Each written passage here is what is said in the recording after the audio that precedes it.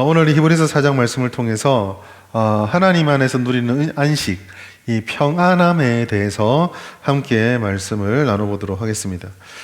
우리나라의 그 기업 중에서 광고문구로 사람들에게 굉장히 많은 인식을 딱 바꿔주는 그 기업들이 몇몇 있어요. 그 중에 하나가 이제 예를 들어서 이런 것들이죠. 침대는 뭐가 아니다? 가구가 아니고 과학입니다. 예, 이게 어디죠? 예, 에이스 침대죠. 한때 뭐 우스갯소리로 뭐 그런 얘기를 많이 했었죠. 학생들이 침대는 뭐다 뭐 이런 거 하기도 했었는데, 그거 말고도 침대 광고 중에 이런 게 있습니다. 흔들리지 않는 편안함. 예, 뭐뭐뭐 침대. 뭐 이런 광고가 있어요. 여러분, 잠은 참 중요합니다. 잠은 참 중요하고, 이 편안한 잠을 잔다라는 게 우리의 몸에, 그리고 에너지 회복에 굉장히 큰 도움을 주죠. 아무리 길게 자더라도 잠자리가 편안하지 않으면 몸이 피곤합니다. 그러나 대신에 숙면을 하게 되면 짧게 자도 몸이 회복이 되어지죠. 제가 웬만하면 다 잘 자고 잠자리를 안 가리는데요, 하나 가리는 게 있습니다. 저는 잠자리를 가리지는 않는데 베개를 좀 가려요. 어느 숙소에 가서 베개가 불편하면, 아무리 그곳이 뭐 그런 데 가본 적도 없지만 초일류 7성급 호텔이라 할지라도 베개가 저한테 안 맞으면 저는 굉장히 불편해 하거든요. 그래서 언제부턴가 저희 아내가 휴가를 가면 저도 모르게 캐리어 안에 제 쓰는 베개를 챙겨서 갑니다. 언제부턴가 저도 어느 날 보니까, 어느 날 그 휴가 가서 잠자리를 잤는데 너무 잠이 편한 거예요. 그래서 보니까 어디서 많이 보던 베개가 침대에 있더라고요. 제가 집에서 쓰는 거를 들고 간 거죠. 많은 사람들이 이렇게 숙면을 도와주는 뭐 잠자리가 편안하다, 잠자리는 과학이다, 뭐 이렇게 얘기하는 이유는, 어떻게 보면 우리가 인생에서 잠을 잔다라는 건 너무 친밀한 것인데, 사실 이 잠조차도 모두가 다 그렇게 편안하게 자는 것은 아니고, 또 그 속에서 편안함을 누리는 것이 꽤나 어렵다라는 방증이기도 합니다.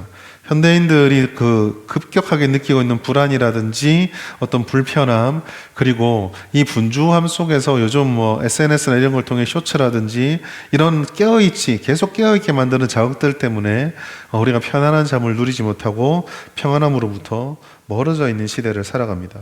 사실 편안함과 안락함을 추구한다는 것은 사람의 본능입니다. 사람은 본능적으로 나를 편안하게 해주고 안락해주는 대상이든 사람이든 환경이든 그곳에 더 마음을 쏟게 되어 있고, 그런 것들을 만들려고 추구를 합니다. 상당히 큰 노력과 투자를 하죠. 이것도 방증이죠. 그렇게 크게 노력하고 투자를 한다는 것은 그러한 상태를 만드는 것이 그렇게 쉽지 않다라는 것을 우리에게 알려주기도 합니다. 자, 이제 신앙의 질문으로 가져오겠습니다. 그러면 예수를 믿는 우리들에게는 하나님이라고 하는 절대 의존의 존재가 있습니다. 우리는 입술로는 하나님이 우리의 주인이 되시고 우리에게 모든 것을 제공해 주시는 주님이다라고 고백을 합니다. 그럼 이렇게 질문을 던져보겠습니다. 신앙을 가진 우리는, 하나님을 믿는 우리는 예수를 믿지 않고 신앙을 가진 이들하고 비교해서 압도적이고 절대적이고 비교 우위적인 그런 평안함과 안락함을 누리면서 살아가고 있습니까? 아니면 우리도 똑같이 불편해하고 불안해하고 두려워하며 살고 있습니까? 예전에 이런 고민을 할 때 가졌던 질문이 있습니다. 좀 비극적인 일인데요, 간혹 가다 보면 유명인사들이나 연예인들이 여러 압박을 견디지 못해서 스스로 목숨을 끊고, 요즘은 인권보호 차원에서 언제부턴가 이 장례 장면을 이제 더 이상 연예 방송에서 내보내지 않습니다. 못하게 하기 때문에. 그런데 예전에 한 번씩 보시면은요, 그렇게 생이 참 불행을 겪은 분들이 그 뉴스 보도 때문에 장례를 쭉 하다 보면은요, 제 마음을 덜컥 내려앉게 앉았던 게, 그 나오는 위패 앞에 목사님이 가운을 입고 십자가가 그려진 성도의 위패가 따로 나오는 장면이었어요. 신앙은 도대체 어떤 효용이 있는 것일까? 예수를 믿는다고 하는 사람들이 도대체 어떠한 아픔이 있었길래 저렇게 힘든 선택을 할 수밖에 없었을까? 그리고 이런 것들은 근본적인 질문을 던지게 되죠. 신앙은 정말 진정한 위로와 평안을 줄 수 있는 것인가? 오늘 우리가 살아가는 이 시대도 지금도 뭐 전쟁의 위협이 가득합니다. 지금도 앞날의 두려움을 가지고 살아가는 사람들이 많습니다. 실제적으로 건강의 어려움들 때문에 입술로는 주님의 위로를 구하고 주님의 인도하심을 믿으면서 고백하지만 실제로 홀로 병상에 누워 있을 때에는 시시각각으로 변하는 그 두려움의 엄습함을 느끼고 압도되는 상황들이 있습니다. 사실 저는 병리학적인 전공자가 아닙니다. 우울증이나 불안에 대해서 이렇다 저렇다 원인을 가지고 말할 자격이 없습니다. 또 영적으로는 뭐 말할 수 있지 않느냐? 저는 그렇게 생각합니다. 그럼 뭐 우울증, 뭐 이런 심리적인 아픔들을요, 너무 극단적으로 영적인 문제로 치부해 가는 것을 저는 동의하지 않습니다. 믿음이 약해서 그런 것이다거나 거꾸로 뒤집어서 기도하고 믿음 생활 잘하면 다 낫게 된다거나 그런 식의 단순한 접근을 저는 지지하지 않습니다. 우리는 그렇게 단순한 존재들이 아니거든요. 지적인 존재이면서 영적인 존재이면서 정서적인 존재인 저희들은 하나의 단편적인 해석으로만 이해하고 하나의 단편적인 해석으로만 분석하고 대안을 찾기에는 너무 복잡한 존재입니다. 그래서 그런 생각들은 저는 지지하지는 않아요. 그렇지만 그럼에도 불구하고 신앙이라고 하는 측면에서 보았을 때 우리의 존재를 창세기로부터 쭉 생각해 보았을 때에 분명히 평안함과 하나님이 주시는 이 평안함과 안정감을 누리는 데 있어서 영적인 요소들, 즉 하나님의 은혜에 기초한 믿음은 무엇보다 중요하다는 것을 저는 또 지지합니다. 오늘 본문은요, 이와 같은 상태, 그 하나님의 은혜가 있음에도 불구하고 어쩔 수 없이 불안할 수밖에 없는 이 세상 속에서 우리가 어떻게 흔들리지 않는 평안함을 누리고 살아갈 수 있을 것인가? 그러기 위해서 이 신앙의 능력을 어떻게 회복할 수 있을 것인가에 대해서 말씀해 보고 있습니다. 우리가 먼저 이 부분에 대해서 말씀을 나눌 때 다시 한번 짚고 넘어가야 될 것은 우리가 서 있는 이 세상이 안정적이고 튼튼한 세상이 아니라 흔들리는 세상이라는 사실을 다시 한번 붙잡아 볼 필요가 있어요. 교회에서 말하기 때문에 그냥 교회와 신앙은 좋은 것이고 튼튼하고 세상은 다 나쁘고 흔들리는 것이다 이 말을 하는 게 아닙니다. 오히려 흔들리는 세상이라고 말할 때 이 세상은 교회를 포함합니다. 왜 그렇습니까? 우리가 다 알잖아요. 교회도 세상이 흔들리는 것만큼 흔들립니다. 세상의 불완전한 만큼 교회 안에도 불완전함이 있고요. 불신자든 신자든 누구나 다 본질적으로 가지고 있는 완전한 상태에 이르지 못하는 불안함과 어려움들을 다 가지고 있습니다. 비관론적으로 세상을 바라봐서 그런 게 아니라 그냥 우리가 아직 주님이 다시 이 땅에 오시기 전까지 이 세상의 모든 것들은 다 그냥 흔들리는 상태에 있는 거예요. 우리가 살아가는 시대도 마찬가지죠. 이미 올해 벌써 꽤 흐른 것 같아서 옛날 기억이다 생각을 하는데 제가 한 번씩 이렇게 설교를 준비하고 현실을 바라보는 그 묵상을 할 때마다 그래 코로나가 끝나지 불과 한 2년 정도밖에 안 됐지라는 생각을 하면서 흠칫흠칫 놀랄 때가 있습니다. 여러분 우리는요 그 현미경으로 겨우 보게 되는 그 조만한 바이러스가 얼마나 우리 세상을 뒤바꾸어 놓을 수 있는지를 경험한 지가 얼마 되지 않았습니다. 이미 옛 언어가 되어버렸죠. 2020년부터 2023년까지 코로나 시대를 지나오고 팬데믹이란 말도 처음 들어보고 엔데믹이란 말도 들어보았다가 그 끝자락에 우리가 뭐 사회학자들이 무슨 얘기를 했냐면 이제는 노멀 정상적인 것들이 새롭게 바뀐 뉴노멀의 시대에 들어섰다라는 말을 여러분 기억하십니까? 이게 그때 당시는 굉장히 한 2년 전만 해도 굉장히 사회를 바라보는 핫한 용어였는데요. 요즘 한 2년 흘린 2026년에 지금 요즘 시대에 뉴노멀이란 말 여러분 들어본 기억이 있으신가요? 없죠. 그때 당시에 뉴노멀로 말했던 세상이 이제는 또 올드노멀이 돼버렸어요. 지금 많이 화두가 되는 거 AI가 나타나고 5만 가지 일이 이루어지고 있는 세상, 초격차의 시대. 모든 것이 빨리빨리 변하는 세상은요, 좋은 쪽이든 부정적이든 지금은 흔들리는 시대입니다. AI 시대를 지금 생각해 보세요. 얼마나 급변하고 있습니까? 최근에 보았던 뉴스 중에 저를 굉장히 충격에 빠지게 했던 장면, 그럴 것이다라고 생각했지만 그래도 너무 빨리 충격에 빠진 것이요. 아마 제 나이 때에 대학을 다니셨던 분들은 다 알 텐데 제 나이 때에 대학을 다니는 사람들이 대학을 졸업하면서 선택할 수 있는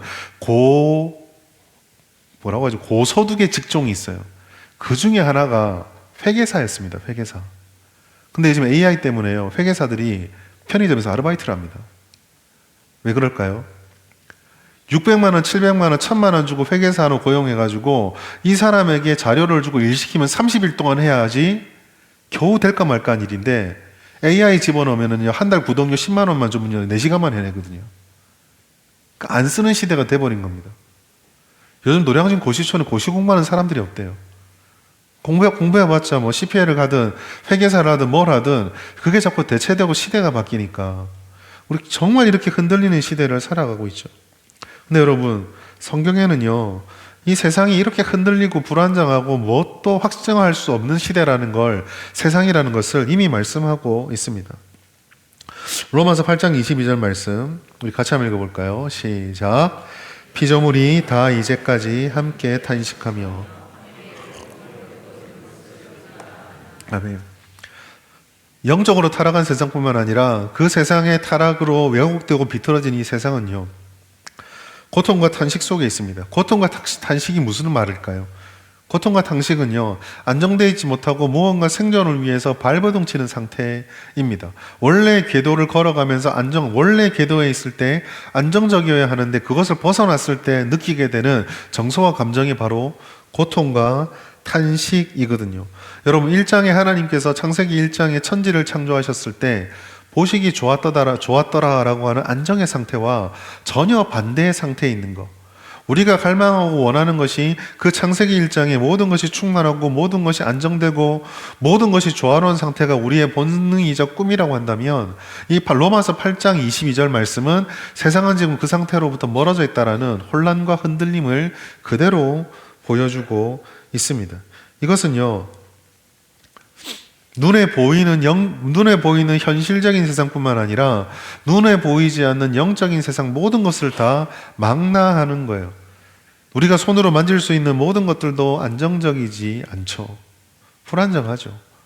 뭐 물리학이나 이런 거 말하지 않지만 이렇게 고정되어 있는 고체라고 해서 이게 안정적입니까? 그렇지 않죠. 1000년을 놔둬보십시오. 갈가지잖아요. 영원 무결하게 한번 만들어진 게 완전 상태를 유지하는 건 이 세상에 아무것도 없습니다. 좀 덜 하냐, 좀 더 하냐의 차이는 있을지 모르지만 다 똑같죠. 그리고 눈에 보이지 않는 영적인 부분은 더 말할 것도 없습니다. 타락하여 주님으로부터 벗어난 인류는, 하나님과의 관계 속에서 안정감을 누릴 수 있게 설계가 되어 있는 인류는 하나님으로부터 떨어지면서 그 불안감이 급증해 있고 정점을 치고 있는 상황이에요. 우리의 영적인 영역이 불안정함과 불안전함이 가득하다는 것, 하나님 앞에 선을 행할 수 있는 온전한 능력이 없고 세상 모든 것들을 하나 치우침 없이 분간할 수 있는 지적 능력이 없고 우리가 그런 것들을 만들어낼 수 있는 지식과 능력에 있어서도 한계가 있다는 것, 우리가 이런 흔들리는 세상에 대한 하나님의 말씀과 우리가 현실적으로 느끼는 것과 영적으로 깨닫게 되는 우리 자신들을 바라보게 되면요, 우리는 저절로 겸손해질 수밖에 없어요.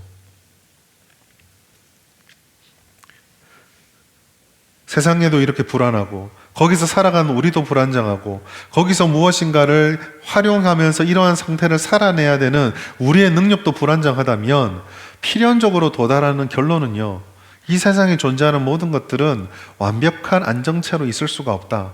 다 흔들리고 불안할 수밖에 없다라는 것으로 귀결되어집니다. 너무 가혹한가요? 세상 살아가는 게 너무 힘들어 보이십니까? 늘 말씀드리지만 정답을 찾기 위해서는 문제를 정확하게 알아야 합니다. 문제가 무엇인지도 모르고 정답을 들이밀면 아무런 답을 얻지 못하죠.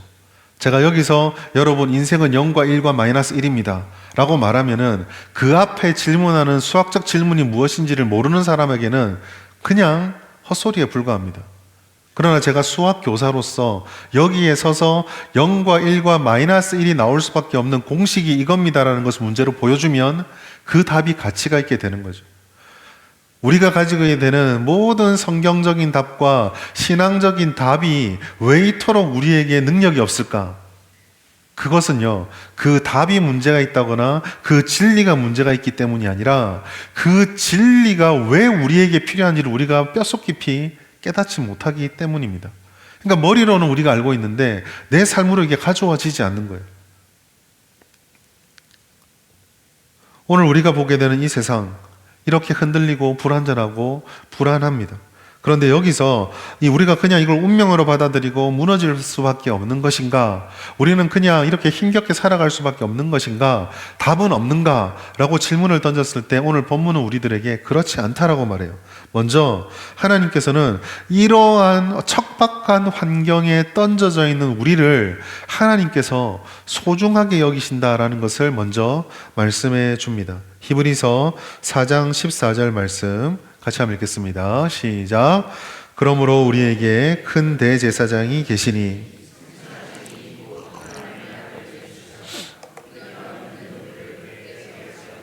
여러분, 이 단 한 절의 말씀인데요. 이 한 절의 말씀에 신앙을 가진 우리들에게는 이 한 절의 말씀이 정말 많은 것들을 알려줍니다. 먼저 오늘 이 본문의 말씀을 깊이 묵상하다 보면 우리가 어떤 존재들인지, 우리가 그런 존재가 되었다는 것이 어떤 의미인지를 알 수 있게 해줘요. 여러분은 우리가 누구라고 생각하십니까? 나는 누구라고 생각하십니까? 내 가치가 어떠하다라고 생각을 하십니까? 세상에서 내가 누군가에 대한 긍정적인 답과 나의 가치에 대한 평가나 이런 것들을 자존감 혹은 자기 자신을 돌아보는 모습, 이런 것 심리적인 것으로 이해를 하고 설명을 합니다. 그런데 오늘 본문의 말씀은요, 승천하신 이 곧 하나님의 아들 예수다라고 하는 이 구절, 그가 바로 우리의 큰 대제사장이시다 라고 하는 이 선언을 통해서 답을 하고 있어요.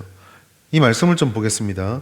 오늘 성경은요, 예수님께서 승천하신 이시고 우리를 위한 큰 대제사장이다라고 말씀하세요. 여러분, 대제사장의 제일 임무는요, 하나님과 원수되어 있는 사람들을 1년에 한 번 대속죄일을 통해서 끊어진 관계를 이어주는 중보자의 역할을 감당했던 것이 대제사장입니다. 대속죄일에 모든 죄의 제물들을 가지고 아무도 들어갈 수 없었던 지성소에 오직 대제사장만 들어가 일주일 동안 속죄의 제사를 드리고 하나님 앞에 모든 죄를 회개하는 일들을 감당했던 것이 대제사장이에요.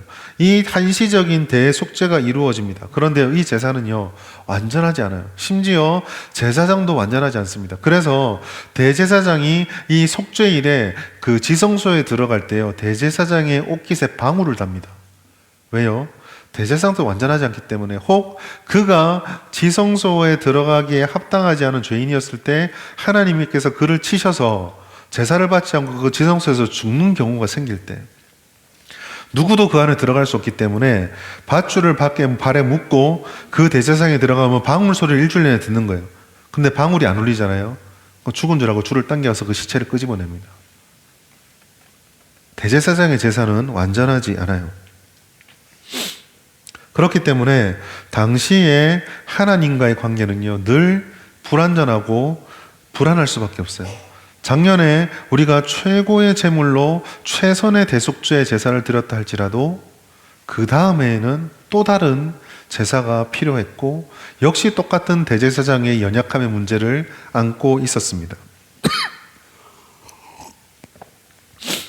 예수 그리스도께서 오셔서 우리에게 말씀하신 단번에 드리는 영원한 제사가 바로 그 의미예요. 그는 영원한 산 제물이 되셔서 십자가를 지셨습니다. 하나님 우편을 올려가셨고요.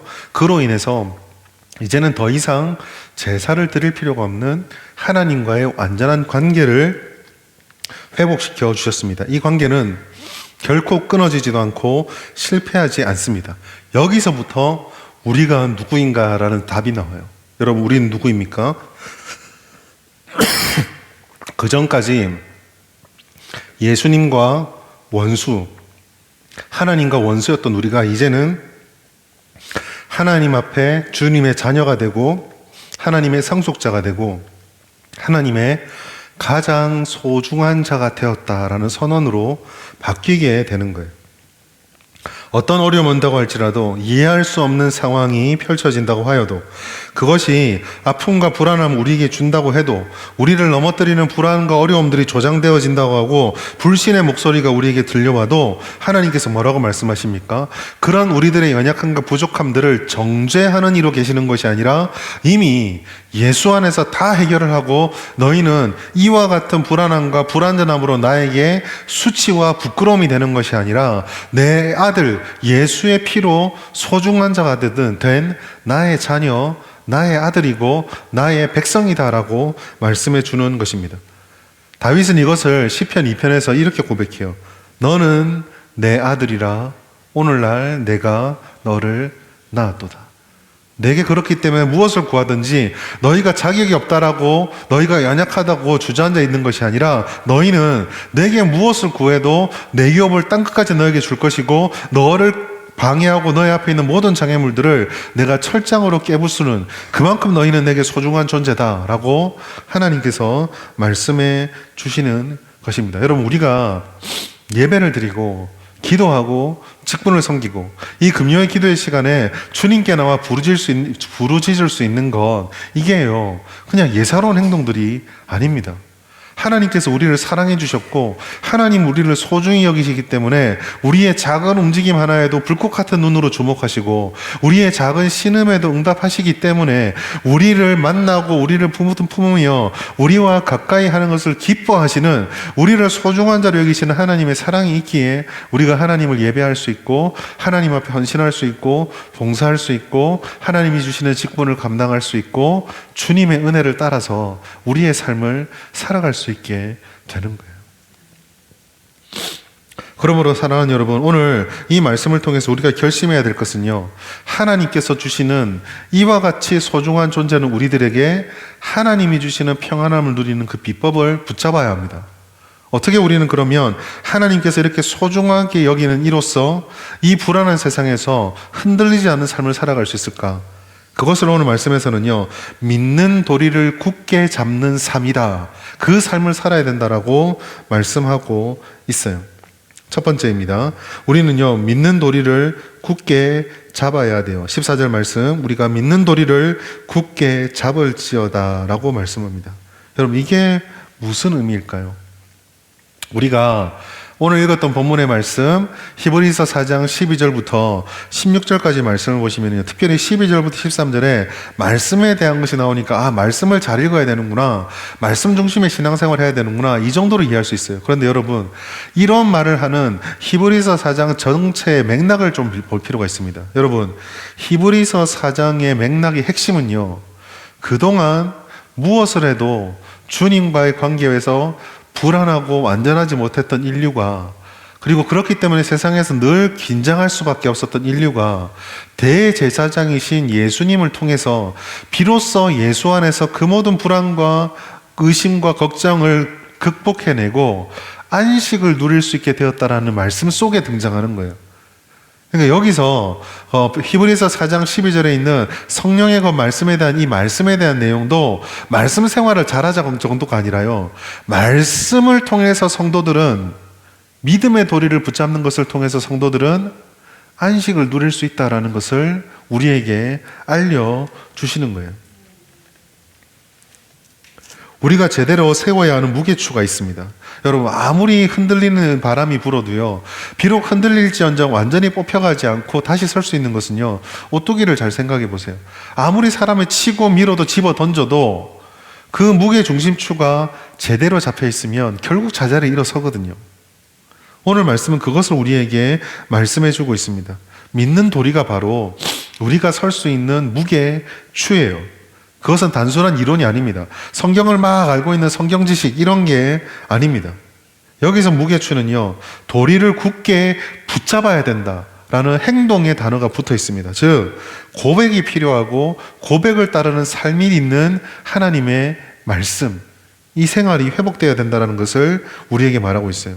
우리 마음이 동의하고 알고 믿는다라는 그 결단이 우리의 삶을 통해서 일치되어 나타나는 것이 바로 믿는 도리를 굳게 붙잡는 것입니다.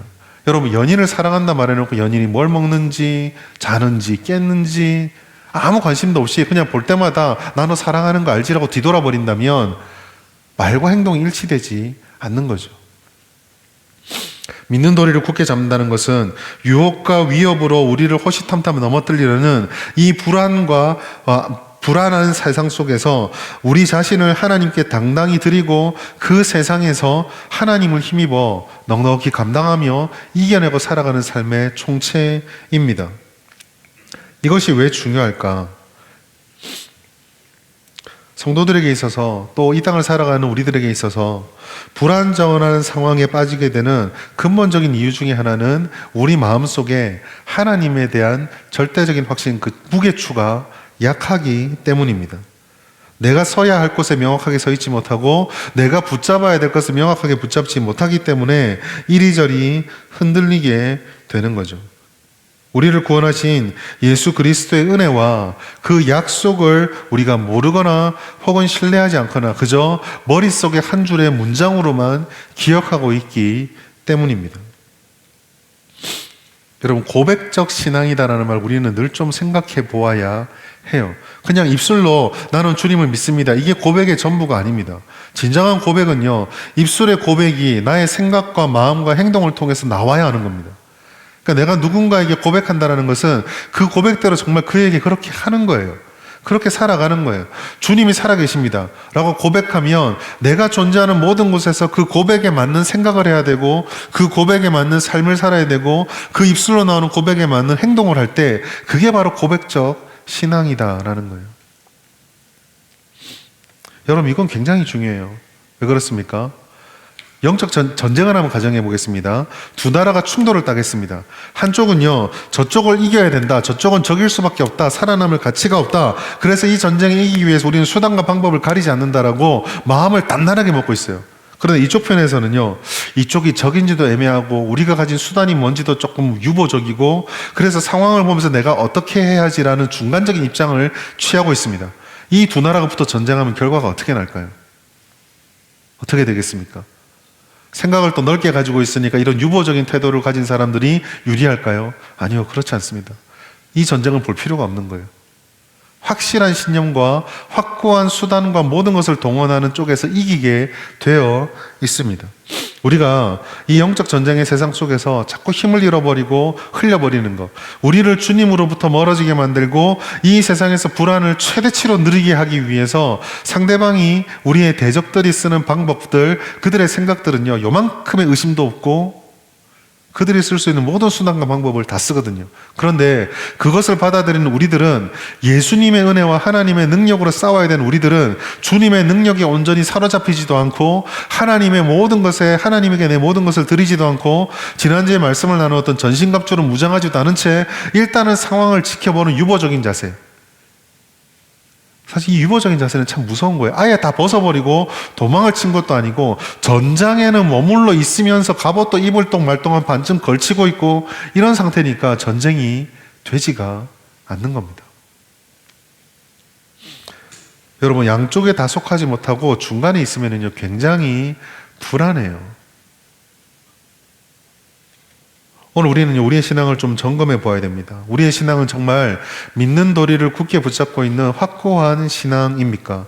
아니면 우리가 줄 수 있는 것, 붙잡아야 되는 것을 붙잡지 않고 내려놓은 신앙입니까? 두 번째로, 이 불안한 세상에서 우리가 확실한 은혜를 누리려면요, 은혜의 보좌 앞에 나갈 수 있어야 합니다. 히브리서 4장 16절 말씀 같이 한번 읽겠습니다. 시작.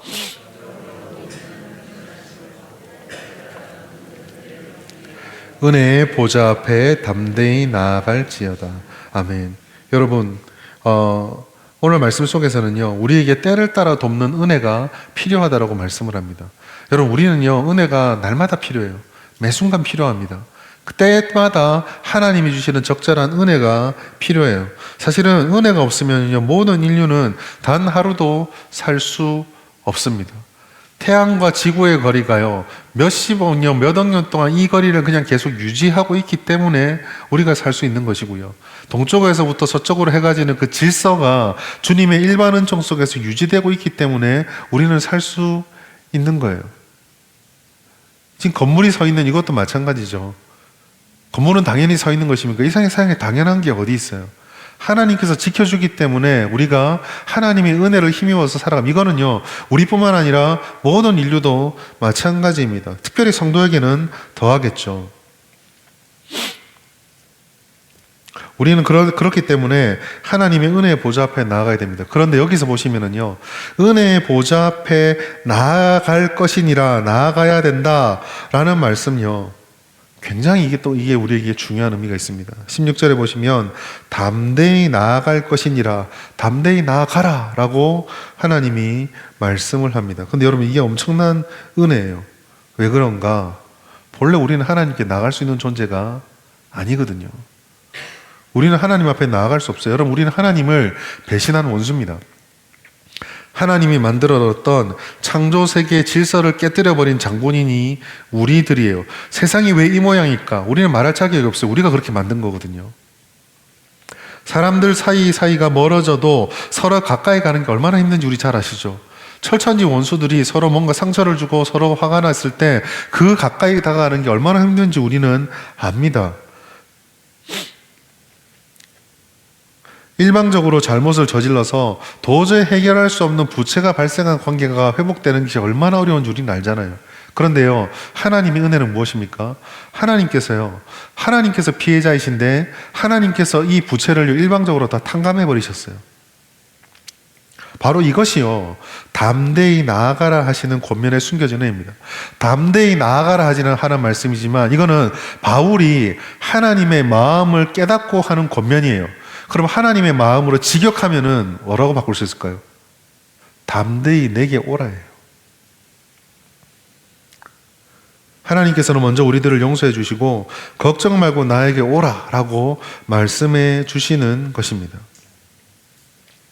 그럼 이제 하나님 은혜의 보좌 앞에 나가야 되잖아요. 어떻게 나갈까요? 여러분, 하나님 은혜의 보좌가 어디에 있습니까?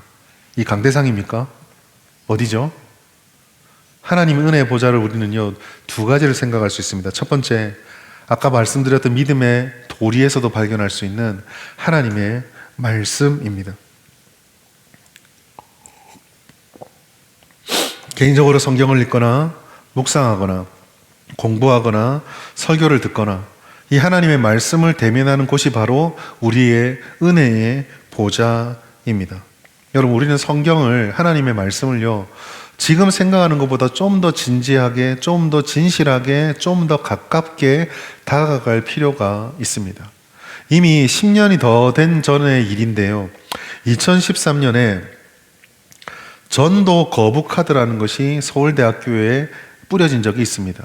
그때 당시에 프리 싱커즈라고 하는 자유사상 동아리 연합 서울대학교 지부에서 그 노방에서 전도를 하는 학교 캠퍼스 내에서 길 가는 학생들을 붙잡고 막 전도를 하는 그 전도 운동에 반대를 하면서 제작한 거예요. 아마 보신 분도 있을 겁니다. 이런 카드인데요. 준비됐습니까? 예. 저게 이제 앞뒷면입니다. 카드가 여러 종류가 있는데 나는 누가 전도하러 오면 말도 안 하고 그냥 저거를 딱 주는 거예요. 그냥. 나는 당신의 전도가 필요 없습니다. 라는 거죠. 자, 안타까운 일이죠. 근데 제 시선을 사로잡은 것은요, 저런 유의 카드 중에 이런 카드도 하나 있었습니다. 저 지금 글자가 잘 안 보이시죠? 저 글자의 윗부분에 보면은 이렇게 가운데로 모여있는 글에 이렇게 적어져 있습니다. 당신은 아마 한 권의 책을 읽고 맹목적으로 믿겠지만 저희는 더 많은 책들을 읽고 합리적으로 생각합니다. 그리고 뭐라고 되어 있냐면 다른 쪽 면에는요, 저희는 종교가 없습니다. 세뇌로 얼룩진 팔다리를 하고 나와 울타리를 깨고 나와 세상을 둘러보면 신이 인간을 만들었다는 것을, 신이 인간을 만든 것이 아니라 인간이 종교를 만들었다는 것을 더 확실히 배울 수 있습니다 라고 되어 있어요. 그리고 옆에 보면 뭐라고 되어 있냐면, 그런 우리와 대화를 하고 싶다면 다음의 책들을 읽어보세요 라고 그 당시에 유명한 무신론자였던 칼 세이건이라든지 리차드 도킨스라든지 이런 사람의 책들이 쭉 기록되어져 있습니다. 저는요, 이 문장 자체에 전혀 당연히 동의하지 않겠죠. 왜냐하면요, 저희는 더 많은 책들을 읽고 합리적으로 생각한다라고 말하는데 자신의 논리대로라면 더 많은 책들을 읽고 합리적으로 생각하는데 성경은 싫어, 이미 편협적입니다. 한쪽을 배제했잖아요. 세상이 생각의 사람들이 참 웃깁니다. 근데 사실은 더 심각한 것은요, 저 앞에 문장이에요. 아까 제가 보여주지 않았지만 읽은 말, 당신은 아마 한 권의 책을 읽고 맹목적으로 읽겠지만, 믿겠지만, 전 여기에서 철렁 내려앉았습니다. 어떤 점에서요? 과연 오늘날 한국 교회가, 오늘날 성도들이 바깥 사람들이 생각하는 만큼 한 권의 책이라도 제대로 읽고 있을까요?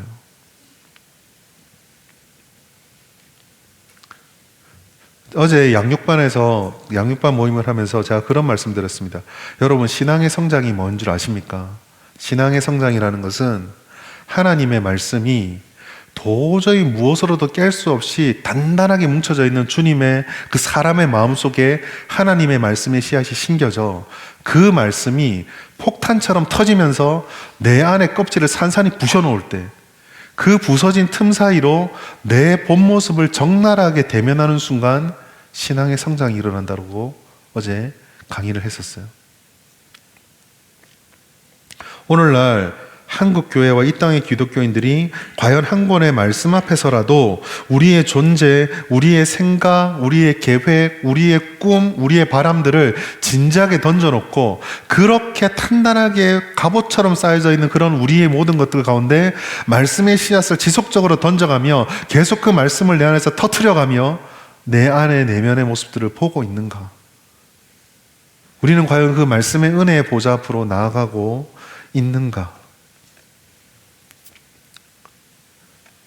무신론자들이 자신들이 진리라고 신봉하는 책들이 있습니다. 그러나 하나님의 말씀은 그런 세상의 지식과는 비교할 수 없어요. 바로 이런 맥락에서 던져지는 말씀이 히브리서 4장 12절 13절이에요. 아무리 그럴듯하게 꾸며놓고 뭐 세상의 지식이든 우리의 자아든 아무리 꾸며놔도 하나님의 말씀은 그 가운데 진리와 비진리와 능력이 없는과 능력이 있음과 생명과 죽음의 사이를 날성검과 같이 다 찔러 쪼개어 놓습니다. 그 허상이 무엇인지, 그곳에 숨겨져 있는 진실이 무엇인지, 사람들이 깨닫지 못하는 하나님의 그 무한하신 은혜의 본 모습이 무엇인지, 우리가 어떤 존재들인지 주님의 말씀은 낱낱이 다 드러내 놓는다라는 거예요. 마치 메스가 우리 마음속에 우리 수술의 환부를 드러냈을 때 환자의 병이 치료되는 것처럼 하나님의 말씀이 우리를 불안하게 만들고 우리를 확신하지 못하게 만들고 우리 안에 그리스도인이라는 이름으로 둘러싸져 있으나 여전히 그리스도인이 아닌 세상의 모든 것들을 마치 메스로 해부하듯이 갈라내어서 이것은 암덩어리고 버려야 되는 것들이고 이거는 터뜨려서 제거해야 되는 것들이고 이것이 바로 우리가 기억해야 될 하나님의 은혜다라는 것을 하나님의 말씀이 드러내준다라는 거죠. 그것을 은혜 가운데 우리가 깨닫게 됐을 때 거기에서 우리는 비로소 흔들리지 않는 평안함을 발견할 수 있게 된다라는 것입니다. 하나님의 말씀 앞에서 그 누구도 숨기지 못합니다. 하나님의 말씀이 있어야 비로소 진짜 생명이 드러나게 됩니다. 단지 지식을 키우고 단지 우리가 어떤 영적인 것들에 대한 조금 아는 정도가 아니에요. 하나님의 말씀이야말로 우리를 은혜 앞으로 가지게 나가게 만들고 우리의 모든 성도들의 삶을 제대로 세워주는 은혜의 보좌입니다. 두 번째로 기도입니다. 말씀과 기도. 어떤 분들이 또 이 얘기 들으면서 그렇지 말씀 나왔으니까 당연히 두 번째는 기도할 줄 알았다 라고 생각할지 모르겠는데요. 여러분, 신앙생활은요 특별한 비법이 있는 게 아니에요. 신앙생활은요 정말 단순하게 우리가 신앙생활하는 게 뭐 전 세계 평화와 우주 질서의 재확립 이거 아니잖아요. 하나님 만나는 겁니다. 하나님 만나려면 이 땅에서 우리가 할 수 있는 게 뭐가 있어요? 말씀 기도밖에 없잖아요. 예배하는 것밖에 없습니다. 기도예요. 우리가 평안함을 누리는 것도 기도 가운데서 누릴 수 있습니다. 예레미야 33장 3절 너는 내게 부르짖으라 내가 내게 응답하겠고 내가 알지 못하는 크고 은밀한 일을 내게 보이리라. 예레미야서 29장 13절 같이 한번 읽겠습니다. 시작. 너희가 온 마음으로 나를 구하면 나를 찾을 것이요 나를 만나리라.